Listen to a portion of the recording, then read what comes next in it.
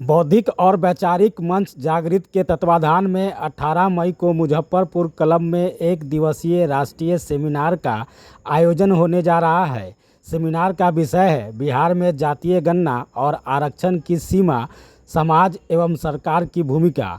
इस आयोजन में देश के प्रख्यात चिंतक, विचारक और नेता अपनी गहन अंतर्दृष्टि साझा करेंगे, जो सामाजिक न्याय और समावेशी विकास के लिए एक मील का पत्थर साबित होगा। सेमिनार में मुख्य वक्ता के रूप में डॉक्टर अनिल चमरिया, प्रोफेसर जितेंद्र मीना और प्रोफेसर दीपक भास्कर जातीय जनगणना और आरक्षण के विभिन्न पहलुओं पर अपने विचार रखेंगे। मुख्य अतिथि के रूप में बिहार के नेता प्रतिपक्ष तेजस्वी प्रसाद यादव इस विषय पर अपनी स्पष्ट और प्रेरक राय प्रस्तुत करेंगे। सेमिनार में करीब 5000 प्रतिभागी हिस्सा लेंगे, जिसमें विश्वविद्यालय और कॉलेज के प्रधानाध्यापक, प्राचार्य, वकील, चिकित्सक, प्राथमिक, माध्यमिक व उच्चतर माध्यमिक विद्यालयों के शिक्षक, शोधार्थी और सामाजिक व राजनीतिक चिंतक शामिल होंगे। यह आयोजन बिहार में सामाजिक और नीतिगत सुधारों पर विचार विमर्श के लिए एक महत्वपूर्ण मंच प्रदान करेगा।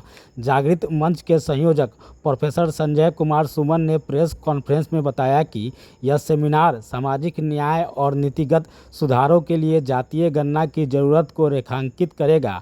सेमिनार के अध्यक्ष प्रोफेसर विजय कुमार रजक ने कहा, आज़ादी के बाद भारत में जातीय जनगणना रुकी हुई है। सामाजिक न्याय, समावेशी विकास और राजनीतिक प्रतिनिधित्व के लिए पारदर्शी जातीय गणना बेहद जरूरी है। यह समाज और सरकार के लिए एक सशक्त कदम हो सकता है। संजय कुमार सुमन,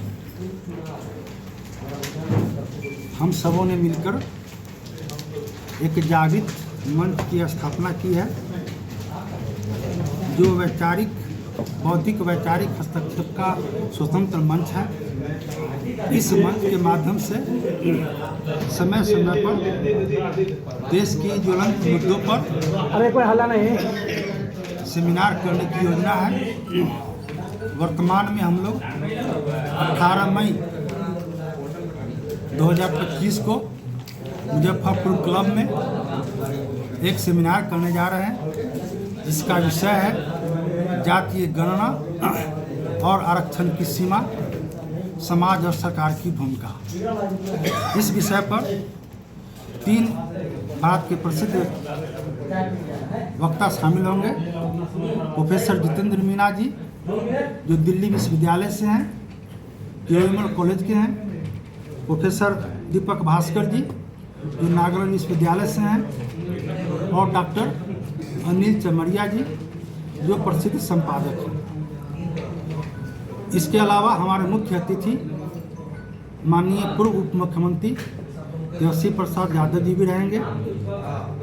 जैसा कि आप सभी जानते हैं, जाति व्यवस्था भारतीय समाज का यथार्थ है और समय समय पर इसकी गणना होती रही है। अंग्रेजों के शासनकाल में भी 1881 में जातीय गणना हुई और फिर 1931 में भी हुई, फिर 1951 में हुई, लेकिन वह केवल अनुसूचित जाति के लिए थी।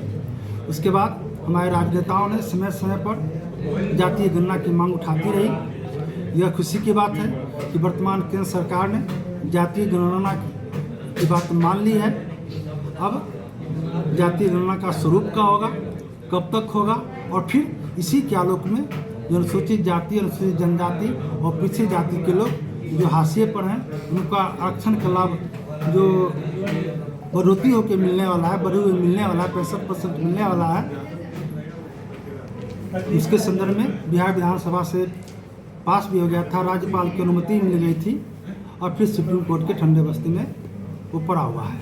इन्हीं सब मुद्दों को लेके हमारे जो प्रसिद्ध वक्ता हैं अपनी बात को रखेंगे और इसी माध्यम से जो आरक्षण की सीमा बढ़ाने की बात या जाति गणना की बात त्वरित हो, इस पर हम लोग इस सम्मेलन के माध्यम से हम लोग हमारे जो भी बुद्धिजीवी आएंगे, वक्ता आएंगे, अपनी बात रखेंगे।